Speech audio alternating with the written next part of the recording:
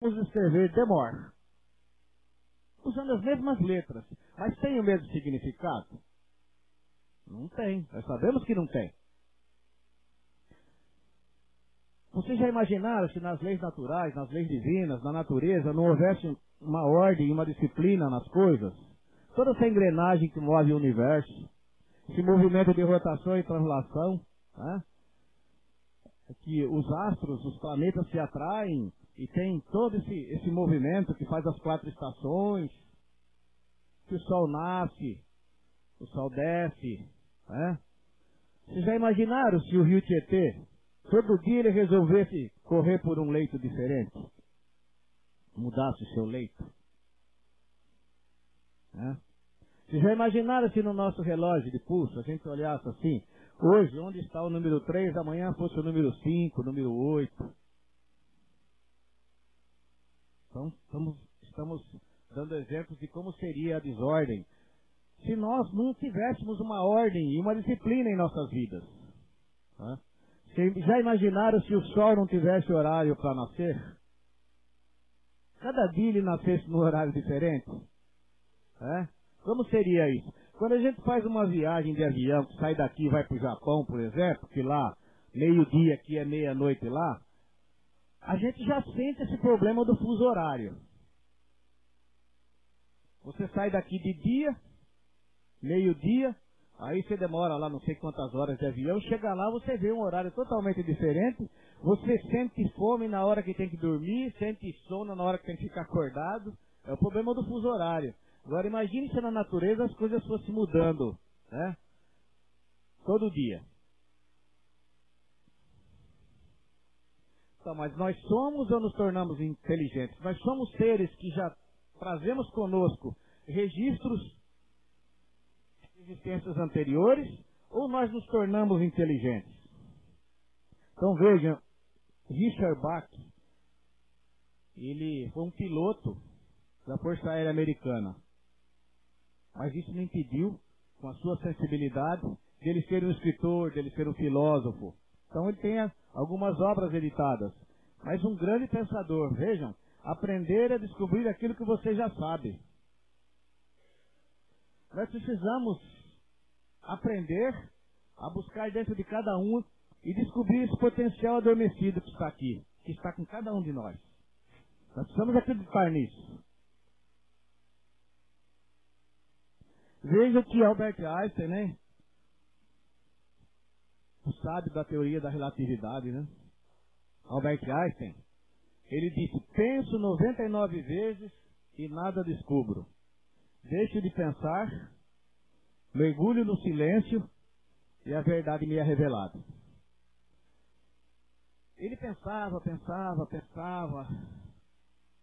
e ele não descobria nada.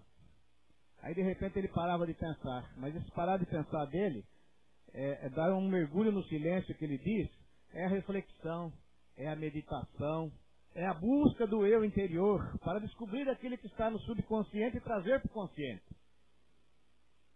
É isso que a gente precisa acreditar, nesse potencial adormecido que está em estado latente dentro de cada um. Einstein sabia usar isso.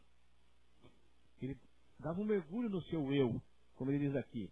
Mergulho no silêncio, no interior, em busca do seu eu interior.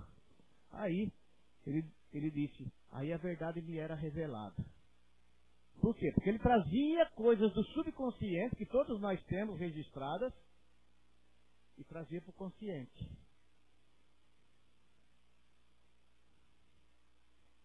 Olha o que Jesus disse, vós sois deuses. Quando Jesus disse isso, ele estava lembrando a todo mundo que estava lá no Salmo 82, versículo 6. Mas está lá em João, o Evangelho de João, capítulo 10, versículo 34. Vejam, vós sois deuses, quer dizer, todos nós temos essa luz interior, todos nós temos esse poder em estado latente, mas nós precisamos acreditar nisso. A partir do momento que a gente passar a acreditar e começar a usar esse poder em busca do que está registrado no nosso subconsciente, acreditar nisso, através da oração, do poder de concentração, da meditação, do estudo, para adquirir conhecimento, Aí a nossa fé vai melhorar e nós vamos acreditar mais em nós. Porque a gente faz uma oração, mas a gente acha que a nossa oração nunca é melhor do que daquele outro, porque aquele outro tem mais fé, porque aquele outro, a sua oração é mais bonita. Mas nós aprendemos com a doutrina espírita que nós não precisamos de intermediários para conversar com o Pai.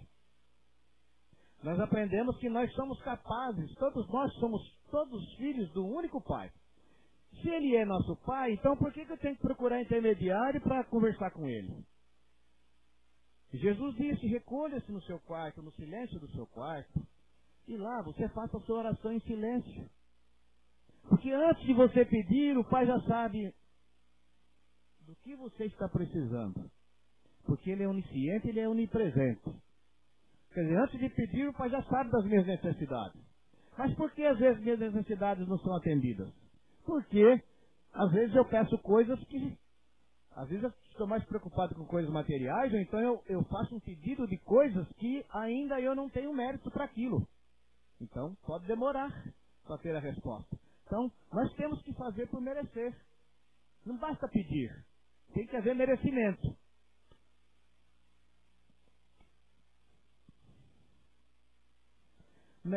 Aqui, nós vamos falar um pouquinho do método de Sócrates, esse sábio da antiga Grécia. E que ele deixou muitos ensinamentos. Nós temos ali ele dentro do Evangelho segundo o Espiritismo como um precursor do cristianismo, mostrando que ele já falava da alma, que ele acreditava que a essência do homem estava na psique, que a psique é a alma. Ele já dizia isso. 4 séculos antes de Jesus, antes do Cristo, ele já dizia isso. Então aqui, aquela frase, conhece a ti mesmo, aquilo ali deu a base para a filosofia de Sócrates. Mas de onde ele tirou essa frase? Ele tirou de um portal que estava lá no Oráculo de Delfos. O Oráculo de Delfos era um lugar lá na antiga Grécia, onde as pessoas iam para colocar os seus problemas e receber resposta dos deuses. Lá na antiga Grécia, um lugar que se chamava Delfos. Hoje, esse Oráculo de Delfos, ele foi tombado e ele é considerado patrimônio da humanidade pela Unesco. Veja a importância toda essa história da mitologia grega, que naquele tempo, na cidade que se chamava Delfos, mas que hoje ela não existe mais. A Grécia. Viu? Era na Grécia. Ali, na Grécia, porque Sócrates era de lá também. Então, é bom a senhora fazer as perguntas, Doriana, porque assim, quem está aí, às vezes a gente deixa de esclarecer algumas coisas, e é importante isso, essas colocações, essas perguntas, porque nós não aprendemos que na doutrina espírita nós temos que questionar, perguntar. Somos alunos. Todos nós somos alunos. Eu estou aqui na frente, mas não quer dizer que eu sou professor. Todos nós somos alunos. Então, vocês aprendem comigo, mas eu também aprendo com vocês. Nós somos eternos aprendizes. Então, o que se conta desse Oráculo de Delfos é o seguinte, que as pessoas iam lá para fazer as perguntas, fazer suas queixas e consultar os deuses. Né? Porque eles acreditavam, quando se fala em deuses aqui, na mitologia grega, para nós, os deuses que eles falavam eram espíritos. Mas eles tinham aquilo como verdadeiros deuses. Então, eles iam lá nesse lugar, os sábios, todas as pessoas ali da Grécia que tinham condições, iam até lá, nesse local, e ali eles colocavam seus problemas, e eles recebiam respostas através das profetisas. E profetisa, na linguagem antiga, é o que nós chamamos de médium hoje. Mas aí eles iam lá e faziam consultas às profetisas e elas desciam para um lugar, no subterrâneo, que havia lá nesse oráculo, nesse lugar, e ali elas entravam em transe mediúnico. Porque ali elas recebiam, inalavam o que eles chamavam de vapor sagrado. Depois, através da história, os pesquisadores foram descobrir que o tal do vapor sagrado eram gases que vinham através de fendas das rochas ali do oráculo, que ali era em cima de pedras calcárias bituminosas, que soltavam um vapor. E aquele vapor fazia com que as pitonisas entrassem em transe mediúnico. Mas como assim? A mediunidade tem a ver com gases alucinógenos e tal? Nós sabemos, a doutrina espírita nos ensina que o transe mediúnico pode ser espontâneo, através da concentração, mas ele pode também ser induzido. Ele pode ser conduzido através da hipnose, através de um gás alucinógeno, de uma erva. A pessoa entra em estado alterado da consciência. É isso que é o transe mediúnico. Então, mas então elas não podiam não estar falando coisa com coisa. Apenas aquilo facilitava para que elas entrassem em transe mediúnico. Então, quando elas davam as respostas, eles diziam que eram os deuses, eram respostas dadas pelos deuses para eles. Mas eram espíritos que elas consultavam, e os espíritos, de acordo com a pergunta que se fazia, logicamente, naquela época, eles deviam dar as respostas às pessoas que ficavam muito agradecidas e tinham aquele local como local sagrado. Então veja, tudo isso, gente, séculos antes de Cristo, já as pessoas já iam fazer consultas aos médiuns. Já acreditavam nesse poder da comunicação entre os dois mundos, o mundo físico, o mundo material, que é esse que nós estamos, com o mundo invisível. Isso sempre existiu e sempre vai existir. Porque a mediunidade ela faz parte, ela é inerente ao ser humano. Mas por que a mediunidade é inerente ao ser humano? Porque todos nós somos espíritos. Essa comunicação entre essas duas populações, a do mundo físico com o mundo invisível, é muito natural. São espíritos da carne se comunicando com espíritos fora da carne. Amanhã nós estaremos fora da carne, nos comunicaremos com aqueles que estão aqui na carne. Só vamos mudar de plano. É muito natural isso, não tem nada de estranho, ou de anormal, ou de paranormal. Eu sempre digo que paranormal é a nossa ignorância espiritual. Porque tudo aquilo que os sentidos não podem perceber, que os nossos olhos do físico não podem ver, são coisas perfeitamente naturais, não tem nada de paranormal. É que os nossos sentidos não foram projetados para ver tudo que está à nossa volta.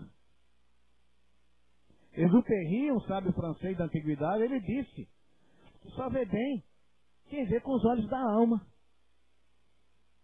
E é assim que os médiuns, os videntes, aqueles que são autorizados, que têm condições, eles conseguem ver as coisas com os olhos da alma. Então Sócrates acreditava que a essência do homem estava na alma. E nós aprendemos isso com a doutrina espírita, né? Que a essência imortal é a alma. O método dele era a maiêutica, era o diálogo. Cada vez que uma pessoa fazia uma consulta, uma pergunta para Sócrates, lá em Atenas, onde ele nasceu, viveu e morreu, na Grécia, na antiga Grécia, cada vez que uma pessoa fazia uma pergunta para ele, ele respondia com outra pergunta. Então, ele se colocava na posição de um aprendiz, de ignorante de todas as coisas, e dessa forma ele conduzia o diálogo. E a esse diálogo era dado o nome de maiêutica. Então ele despojava a pessoa da sua falsa ilusão do saber. Às vezes a pessoa chegava toda orgulhosa de si, achando que era muito sábia. E Sócrates, colocando-se na posição de ignorante de todas as coisas, com toda humildade e simplicidade, ele conduzia a pessoa a descobrir que ela não era tão sábia assim. Que ela era carente de conhecimento da verdade. Aí, através desse método, ele fragilizava a vaidade da pessoa. A pessoa começava a cair em si. Poxa, né? Eu não sou tudo isso que eu pensava ser. Eu preciso aprender. Eu preciso descobrir quem sou. Por isso tu conheces a ti mesmo. Aí vem aquela pergunta. Eu me conheço? Qual relação eu tenho comigo mesmo? Quando eu me olho no espelho, eu me acho bonito? Ou eu tenho vontade de socar o espelho? Estou falando aqui, gente, no sentido espiritual, no sentido de alma. Dando aquele mergulho dentro de cada um de nós. Qual a relação que eu tenho com o outro? Será que eu consigo fazer as coisas de uma forma que eu não tenha tantas pessoas que antipatizam comigo? Porque a gente sempre tem que pensar que nós somos o outro do outro. A gente só vê o outro, mas de lá para cá eu sou o outro. Então, pensar também qual a relação que eu tenho com o mundo em que vivo, com o meio em que vivo. É isso que eu conheço a ti mesmo. Descobrir quem sou, para que eu possa, através dessa descoberta, me melhorar. E descobrindo os meus defeitos, tirando cada um e colocando no lugar deles uma qualidade. É isso que eu conheço a ti mesmo. Então, por Sócrates, através de Sócrates, né, permitir que a pessoa estivesse mais livre de falsas crenças para buscar a verdade e lógica dentro de si. Tudo isso nós aprendemos com a doutrina espírita. Usar o bom senso, a lógica, a razão, a inteligência que Deus nos deu, para que a gente possa ter uma fé sólida, né, palpável. Então Sócrates era filho de parteira, o pai era escultor. Ele costumava comparar a sua atividade com a de trazer ao mundo a verdade que há dentro de cada um. Enquanto a mãe trazia criaturas para o mundo, como parteira, ele dizia, né? Aí em homenagem à mãe, ele dizia, eu trago a verdade que há dentro de cada um. Né? Sócrates dizia. Então a maiêutica de Sócrates, ela tem como significado dar à luz, quiser, o parto intelectual, da procura da verdade no interior do homem. Que todos nós temos essa verdade em estado latente. Então Sócrates conduzia esse parto em 2 momentos. Primeiro, ele levava os seus discípulos a duvidar do seu próprio conhecimento a respeito de um determinado assunto. Quando as pessoas faziam perguntas sobre um determinado assunto, ele fazia outra pergunta. E a pessoa, poxa, né, mas eu não pensava dessa forma. Não é assim que a gente vê as coisas? Às vezes eu faço uma palestra, aí a pessoa vem para mim e diz, olha, às vezes mesmo dentro da Bíblia, interpretando o Evangelho, interpretando o Antigo Testamento, palestrantes mesmo, em cidades aí da região, às vezes ele está fazendo uma palestra, termina e ele está lá assistindo a palestra, ele diz, olha, eu nunca tinha visto sob essa ótica, por esse lado. Então, cada pessoa, mesmo que uma pessoa faça, 10 pessoas façam uma palestra sobre o mesmo tema, mas cada um tem o seu ponto de vista, a sua forma de ver as coisas. É muito importante isso. Eu acredito que cada um de vocês que está ouvindo aqui o que eu estou dizendo, cada um de vocês vai tirar uma lição e vai interpretar a coisa de um pouquinho diferente um do outro. Porque isso é muito natural. Né? Cada um absorve as coisas de acordo com o seu entendimento. Então, o outro momento de Sócrates ele levava a pessoa a conceber de si mesmo, as pessoas, uma nova opinião sobre o assunto em questão. Então a pessoa acabava mudando o seu ponto de vista com relação a determinado assunto, depois desse diálogo com Sócrates. Aqui é aquela frase, homem, conhece-te a ti mesmo e conhecerás os deuses e o universo. Essa é uma das frases que está lá no portal do oráculo de Delfos, na antiga Grécia. Essa é uma das frases. E essa é a frase que Sócrates utilizou para dar base à sua filosofia. A autorreflexão expressa no conhece-te a ti mesmo põe o homem na procura de verdades universais, que são o caminho para a prática do bem e da virtude. Quando eu descubro essa verdade que está dentro de mim, o que eu acabo descobrindo? Eu descubro que todos nós somos espíritos imortais, que estamos de passagem, que não vale a pena eu tirar a vida do meu irmão por coisas materiais, que não vale a pena eu ter inveja, ter ciúme do meu irmão por conta de alguma coisa material que ele tenha mais. Eu descubro que o verdadeiro tesouro é aquele que está guardado no nosso coração, como disse Jesus. Que as traças não roem, a ferrugem não corrói, os ladrões não roubam. Esse é o verdadeiro tesouro. A gente acaba descobrindo isso. Mas por quê? Porque nós só temos usufruto de tudo isso que nós temos aqui. E cada um tem gaveta. Nós não vamos levar nada disso. Tudo que é material fica no mundo material. Ah, mas isso quer dizer que eu devo me despojar de tudo que tenho e viver como um andarilho? Vou morar embaixo do viaduto? Não, não é isso. Não é nesse sentido. Mas é o excesso, são os excessos. O problema está nos excessos. Eu quero aquilo, mas como eu não tenho condições de ter, eu vou tirar do meu irmão. Para isso eu cometo latrocínio, eu vou lá, eu tiro a vida dele, porque eu quero aquilo para mim. É isso. Quando nós descobrimos a verdade, jamais nós vamos agir dessa forma. O meu irmão tem as suas qualidades, as suas imperfeições, como eu. Todos estamos no mesmo barco. Estamos aqui, um precisando do outro. Ninguém é mais que ninguém. Por isso nós somos colocados para viver em sociedade, para um ajudar o outro.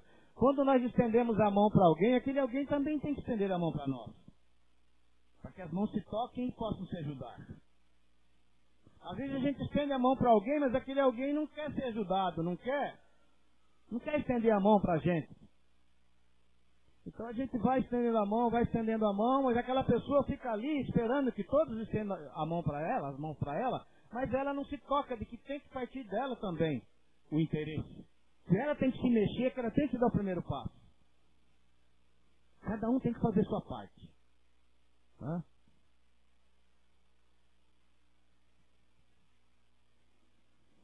Aqui diz que em seu método, ao iniciar uma conversa, Sócrates sempre adotava a posição de uma pessoa ignorante que apenas sabe o que não sabe.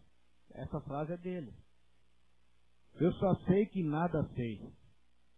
Era nessa posição que ele se colocava. Justamente por usar essa afirmativa, ele forçava as pessoas a usarem a razão. Aí a gente não fica como Maria vai com as outras, usando a razão. Não, eu vou usar esse caminho, eu vou faltar minha vida de tal forma, porque eu sei que a minha consciência dita que esse é o caminho. Ah, mas e se eu errar lá na frente? Não importa. O importante é fazer. Agora, o pior é aquele que não faz. É aquele que não assume o risco. A vida está aí para ser vivida. Cada dia que passa é um dia diferente do outro. Nós não podemos entrar nessa mesmice achando que o sol nasce, o sol desce, a noite vem, anoitece e os dias são todos iguais. Cada dia é um presente, um dia é diferente do outro. Se hoje não fiz, não deu tempo de fazer algo, amanhã eu tenho a oportunidade de fazer aquilo. Se hoje eu fiz algo errado, então amanhã eu tenho condições de corrigir, porque cada dia é diferente. Cada dia nós devemos aproveitar como único. As oportunidades aparecem, às vezes, na segunda-feira, no nosso calendário. Na terça, aquela oportunidade pode não aparecer mais. Então, cada dia, nada pode ser desaproveitado. Nada deve ser desaproveitado. Devemos sempre ter consciência disso. Cada dia é uma oportunidade de recomeço. Então, aqui, de acordo com esse método de Sócrates, o resultado é que o indivíduo sentia uma verdadeira sensação de iluminação, de descoberta, de ter dado à luz a algo valioso que havia dentro de si, mas de que não tinha a mínima consciência. É a aquisição da consciência, né? Você trazer do subconsciente, tirar de lá tudo que está guardadinho e trazer para o consciente. Mas onde está esse poder que não vejo em mim? A insegurança não permite que eu veja. Eu sou muito inseguro. Eu não acredito em mim. Eu acho que os outros sempre podem mais que eu. Está errado. Nós temos sempre que acreditar nesse poder que cada um tem. O medo de ousar. Nós temos medo de ousar. Quando nós entramos na escola, desde pequenos, a gente aprende com os nossos professores aquilo que eles aprenderam com seus professores. Mas a maioria acaba acreditando que tem limitações e que não vai passar disso. Eu só vou fazer aquilo porque eu aprendi com o meu professor, com aquele que me ensinou. Mas as pessoas que marcaram passagem nesse mundo, aquele que nós chamamos de gênios, essas pessoas marcaram passagem porque não tiveram medo de ousar. Foram muito além. foram além daquilo que aprenderam. Buscaram esse conhecimento dentro de si, através do autoconhecimento. Autoestima negativa, isso também a gente tem que trabalhar muito bem para tirar dentro de cada um. Melhorar a nossa autoestima, melhorando a nossa autoestima, nós vamos nos amar mais. O amor próprio ajuda muito a gente a amar o nosso irmão. Se eu não me amo, como eu vou conseguir amar o meu semelhante? Se eu não amo nem a mim. Devemos pensar nisso. Se eu tenho ódio no coração, rancor, sentimento de vingança, porque a vingança é aquele veneno, como dizem, que a gente toma esperando que o outro morra, mas que o maior mal faz pra gente. Então, como eu vou ter espaço no meu coração para o amor? Não tem condições. São coisas que não tem condições de andar juntas, né? Veja que Michelangelo, esse escultor, sábio, inteligente, muito sensível, muito espiritualizado, ele disse a respeito das esculturas que ele fazia. Em cada bloco de mármore vejo uma estátua. Vejo-a tão claramente como se estivesse na minha frente, moldada e perfeita na pose e no efeito. Tenho apenas de desbastar as paredes brutas que aprisionam a adorável aparição para revelá-la a outros olhos, como os meus já veem. Então, antes de desbastar a pedra de mármore, ele já estava vendo a imagem que ele ia esculpir. Antes disso, vejam, gente, o potencial que nós temos e não sabemos utilizar. E aqueles que souberam utilizar fizeram a diferença.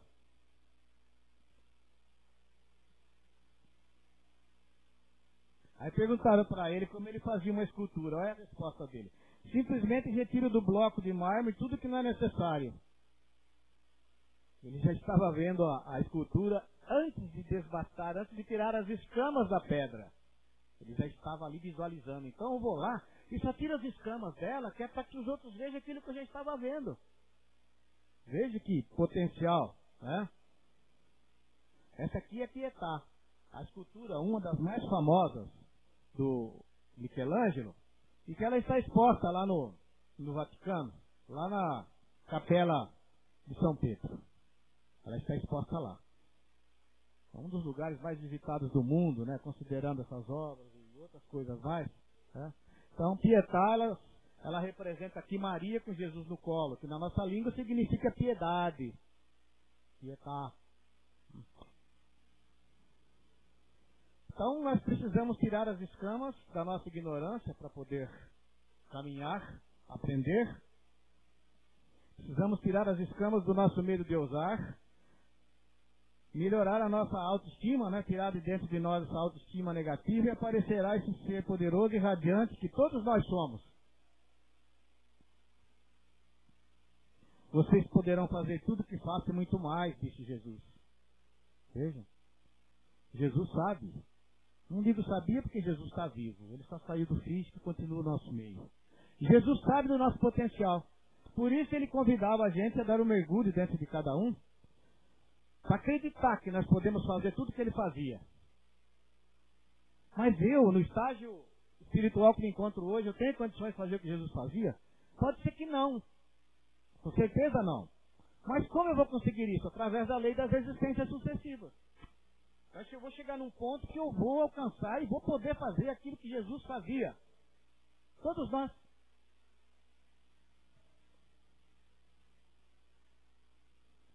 Olha o que a Madre Teresa de Calcutá disse.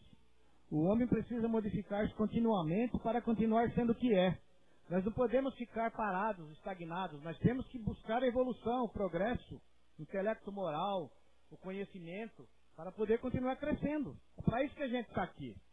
Nós estamos aqui para aprender a deixar de odiar e ter compaixão.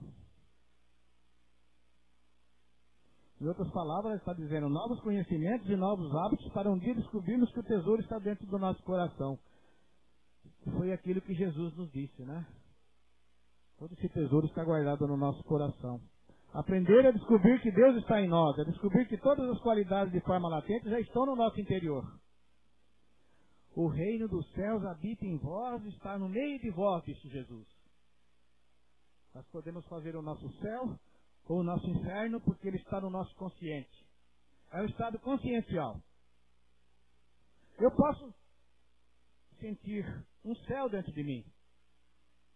Eu também posso sentir um inferno. E esse céu e esse inferno, além de eu sentir ele, eu posso também transmitir para aquelas pessoas que estão ao meu redor. Posso fazer com que as pessoas que me rodeiam se sintam por minha conta no inferno ou no céu. Nós temos esse poder. No mundo de relação em que vivemos. Por isso a importância das palavras, do pensamento, né? Cabe a cada um de nós desenvolver as qualidades que já possuímos. Sócrates propõe que nada aprendemos, mas apenas nos recordamos de conceitos que já sabíamos através de nossa alma. Mas para isso tem que ter vontade e perseverança. Mas como alterarmos as nossas atitudes? Definir o foco do que necessitamos alterar. Os hábitos negativos que devem ser eliminados. Aquilo que eu estava falando dos vícios. Tirar um vício de dentro de nós e colocar uma qualidade no lugar. Então, ter firme vontade de modificar o nosso procedimento. Mudar os nossos pensamentos adquirindo novas crenças. E, enfim, tomar novas atitudes. Aqui em rápidas pinceladas, considerando a hora, nós vamos falar um pouquinho sobre o cupim e seus amigos. A importância da união.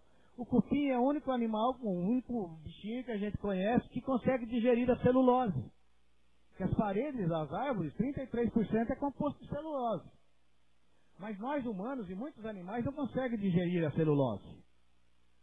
Faz mal pra gente. Mas o cupim consegue. Mas ele consegue graças ao quê? Porque ele une-se a um protozoário de uma célula só, unicelular. Esse protozoário, ele produz uma enzima que se chama celulase. E essa celulase, essa enzima, consegue quebrar as moléculas da celulose em tamanhos pequeníssimos. Pequenininhos. Porque a molécula da celulose é grande e o cupim não consegue se alimentar dela na forma como ela está. Então, unindo-se a esse protozoário, ele vai lá, ele produz uma enzima, quebra ela em pedacinhos, a molécula da celulose, aí ele pode alimentar-se da celulose. A importância da união objetivando um fim comum, que é a sobrevivência. O exemplo do cupim e dos seus amigos protozoários. Nós temos ali também o exemplo das abelhas, que são insetos sociais, que divide-se em 3 castas. Nós vamos ter ali dentro da colmeia, dentro da colônia, a rainha, as operárias e os zangões. A rainha é a única abelha feminina reprodutora, porque as outras abelhas femininas não são reprodutoras. Só ela que põe os ovos. Uma média de 2.500 a 3.000 ovos por dia ela põe. Então ela é a única abelha que desde que nasce, durante toda a sua vida, ela é alimentada com geleia real. A única da colmeia. Por isso ela é diferenciada. As outras alimentam-se de pólen, de mel e tal, né, as operárias. Mas ela não, ela recebe o alimento especial, que é a geleia real. E por conta da geleia real, dessa alimentação especial, ela consegue produzir uma substância chamada feromônio.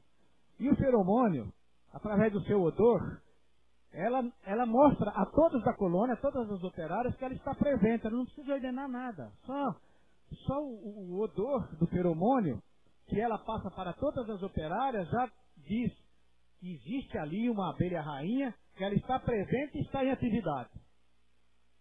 Então veja a organização, gente. Que organização, que sociedade organizada é a das abelhas. Aí ali dentro existe toda uma divisão. Entre as operárias existem as enfermeiras, aquelas que cuidam das larvas, daqueles que estão por nascer. Existem ali as bicheiras, aquelas que fazem a limpeza, a asepsia da rainha, das larvas, da colônia, né, da colmeia. Existem as guardas, aquelas que ficam guardando a colmeia, a colônia, para que intrusos não venham se intrometer na colônia. Existem as campeiras, aquelas que vão em busca do néctar e do pólen para que possa se produzir o mel. Existem as desidratadoras, que são aquelas que manipulam o néctar para transformá-lo em mel. Então veja que organização, aquilo que a gente estava dizendo no início, sobre ordem e disciplina. Mas como faz para todas as operárias que saem, vão para o campo e voltam, como elas conseguem fazer isso e nunca se perdem? Através do odor, do feromônio da rainha. Outras colônias existem à sua volta, mas que não se perdem. Elas voltam sempre para o mesmo lugar. Por conta desse odor do feromônio produzido pela rainha. E quando tem que mudar de lugar, a colônia tem que mudar de um lugar para outro, eles se unem, multiplicam suas forças operárias, porque a rainha não pode voar, porque ela é pesada, ela é grande, quase o dobro das operárias. Então, elas se unem no esforço em comum, carregam a rainha nas costas até o lugar onde vão fundar a nova colônia. E para não se cansar, elas vão se revezando no caminho, vão trocando umas com as outras, carregando a rainha nas costas até chegar no lugar que ela quer.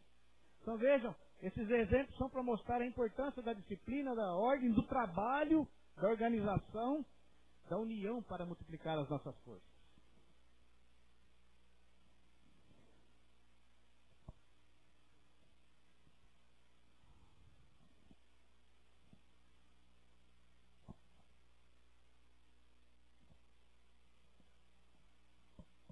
Então, para terminar aqui, que já são 15 para as 10, né?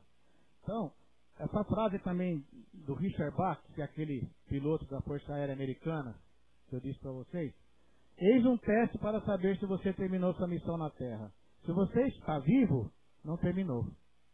Então, se nós estamos aqui é porque nós temos obrigações a cumprir. Tá? E não devemos abreviar, porque se a gente abreviar, vai ter que voltar para completar na outra existência. A gente tem que ter consciência disso. Então, vamos cerrar os nossos olhos só um segundinho para agradecer a Deus e a Jesus pela oportunidade de estar presente nessa casa de oração. Agradecer aos bons espíritos que nos auxiliam, estão sempre conosco, nos intuindo, nos instruindo, nos abençoando. Todos nós que estamos dentro dessa casa de oração, hoje estamos recebendo um lenitivo para o nosso corpo físico, nosso corpo fluídico, através dos nossos irmãos da Câmara de Passos que estão lá dentro, concentrados, preparados para dar o passe, e na verdade é uma verdadeira doação de fluidos que vem do alto para todos nós. E nós devemos estar abertos para receber esses fluidos, para não ficarmos refratários, porque todos nós somos espíritos imortais. Estamos aqui para receber o alimento necessário para a nossa alma. E devemos entrar ali na Câmara de Passos, todos de mente aberta, coração aberto, sempre com o pensamento no bem, deixando de lado toda a mágoa, todo o ressentimento, para que a gente não fique refratário para receber esses fluidos do alto. Fique em paz, que Deus e Jesus nos abençoe. Um ótimo domingo a todos.